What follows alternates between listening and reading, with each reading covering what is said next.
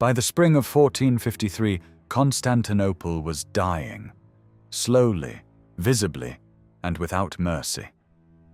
The city that had once commanded an empire stretching across 3 continents had been reduced to a fragile island of Christendom, surrounded entirely by Ottoman territory. Emperor Constantine XI knew this would be the final siege.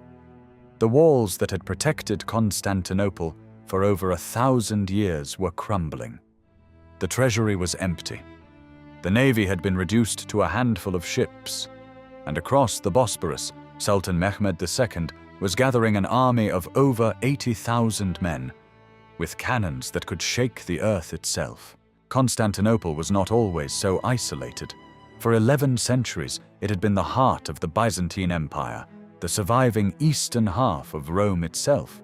Founded by Constantine in 330 AD, the city had witnessed the rise of Christianity, the codification of Roman law, and the preservation of classical knowledge, while Western Europe descended into chaos.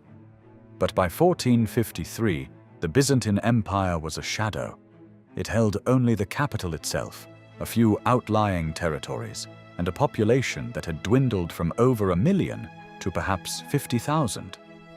The Ottoman Empire, by contrast, was at the height of its power. Sultan Mehmed II was only 21 years old when he inherited the throne.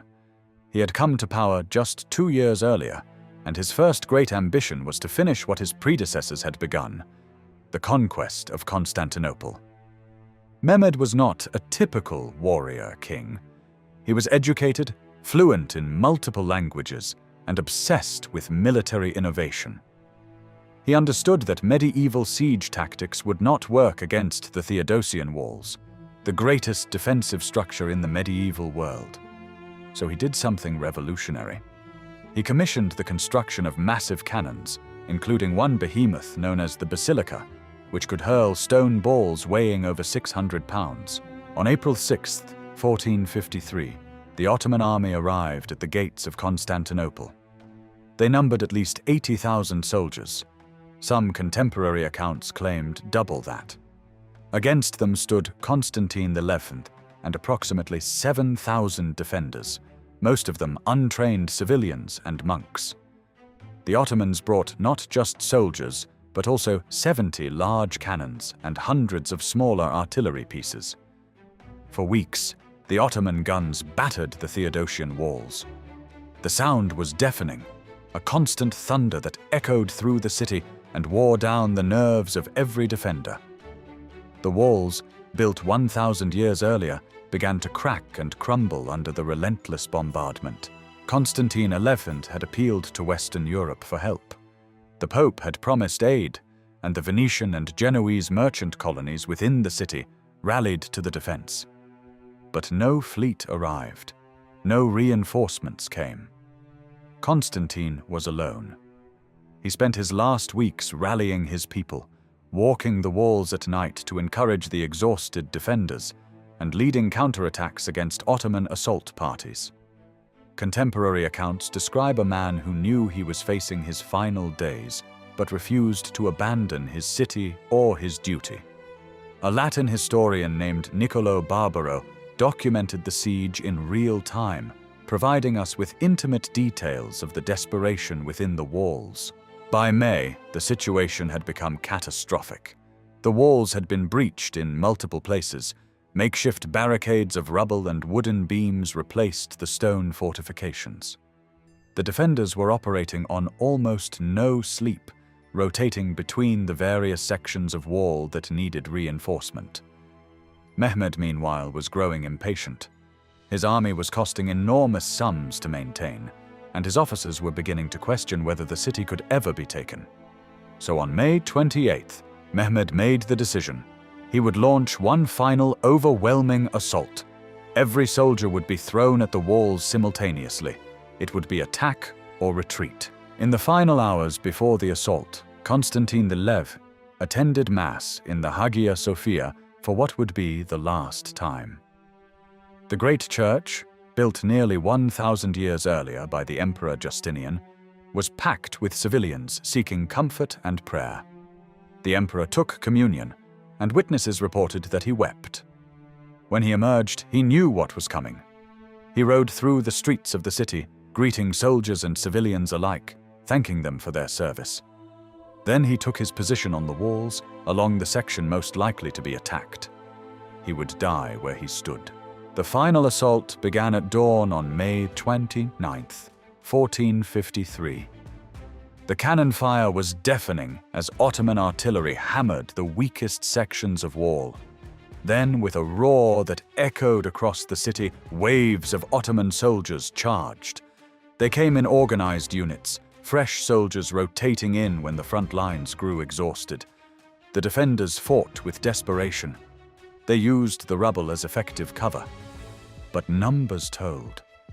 The Ottomans broke through near the gate of St. Romanus, the section where the wall had suffered the most damage. Constantine, fighting with his personal guard, moved to contain the breach. He was now 57 years old, fighting hand-to-hand with men a third his age. Constantine XI died fighting, though the exact details remain disputed by historians. Some accounts say he threw himself at the advancing Ottomans in a final act of defiance when it became clear the walls could no longer be held. Others suggest he fell while defending a barricade. What we know for certain is that his body was never found. The Emperor of Constantinople died as his city fell, and within hours, the Ottoman flag flew from the walls. The siege had lasted 53 days. 53 days. That's longer than most of us can go without checking our phones, or let's be honest, without smashing that like button and hitting subscribe. Just saying. Anyway, the defense had been heroic, but ultimately futile. By mid-morning, Ottoman soldiers were walking through the streets of Constantinople unopposed. What happened next surprised many. Sultan Mehmed II had prepared detailed instructions for his soldiers. The city would not be sacked in the typical sense. There would be no wholesale massacre, no indiscriminate destruction. Instead, Mehmed rode through the streets in triumph, surveyed the great mosques and palaces, and declared himself the new ruler. He allowed the civilian population to remain, though many Christians fled or were enslaved. The Hagia Sophia, for over 900 years a Christian cathedral, was immediately converted into a mosque.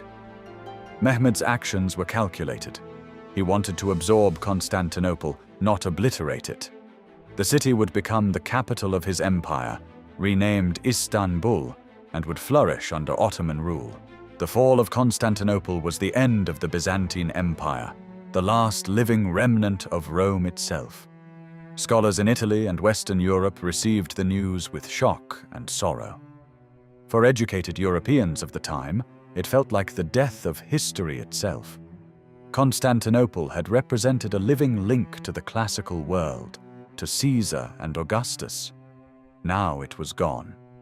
Within years, Byzantine refugees, many of them scholars carrying ancient Greek manuscripts, would flee westward, contributing to the intellectual ferment of the Italian Renaissance. The fall of Constantinople was not the beginning of the Ottoman rise, it was the confirmation of it. The Ottoman Empire would now dominate the Eastern Mediterranean for the next 400 years. The walls that had protected Constantinople for over 1,000 years now protected an Ottoman city. The great churches became mosques. The old Byzantine aristocracy was replaced by Turkish officials. But the city itself, its location, its people, its character, endured. This moment in May 1453 marked not an ending of the city, but a transformation. It was the closing of one chapter of history and the opening of another. The consequences rippled outward. Western European nations would scramble to find new trade routes around Africa, leading directly to the age of exploration. The intellectual capital fleeing Constantinople would help spark the Renaissance, and a new superpower had emerged to reshape the political landscape of Europe and the Mediterranean. But that is a story for another time.